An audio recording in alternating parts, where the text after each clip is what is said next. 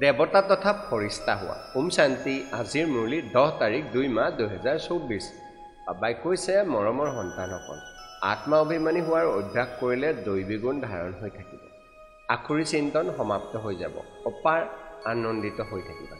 প্ৰশ্ন, নিজৰ চাল চলন শুধৰণি কৰা বা অপাৰ আনন্দিত হৈ থকাৰ বাবে কোনটো কথা সদায় স্মৃতিত ৰাখিব লাগে? উত্তৰ, সদায় স্মৃতিত ৰাখিব লাগে যে আমি দৈবী স্বৰাজ্য স্থাপনা কৰি আছোঁ। আমি মৃত্যু লোক এৰি অমৰ লোকলৈ গৈ আছোঁ। ইয়াৰ দ্বাৰা বহুত আনন্দিত হৈ থাকিবা। চাল চলনো শুধৰণি হৈ গৈ থাকিব। কিয়নো অমৰ লোকত নতুন সৃষ্টিলৈ যোৱাৰ কাৰণে দৈবী গুণ নিশ্চয় লাগে। স্বৰাজ্যৰ বাবে বহুতৰ কল্যাণো কৰিব লাগে।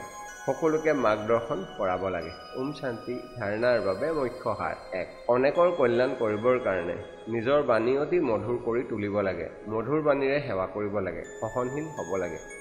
2. কৰ্মৰ গহন গতিক বুজি বিকাৰৰ ওপৰত বিজয়ী হ'ব লাগে। জগতজিত দেৱতা হ'ব লাগে। আত্মা অভিমানী হৈ আখুৰি দৃষ্টি সভ্য কৰি তুলিব লাগে। বৰদান, শ্ৰেষ্ঠ কৰ্মৰ দ্বাৰা দিব্য গুণৰূপী প্ৰভুৰ প্ৰসাদ বিতৰণ কৰোঁতা ফৰিস্তা তথা দেৱতা হোৱা। শ্লোগান, যোগৰূপী কৱচ পিন্ধি থাকিলে মায়াৰূপী শত্ৰুৱে আক্ৰমণ কৰিব নোৱাৰে। ওম শান্তি।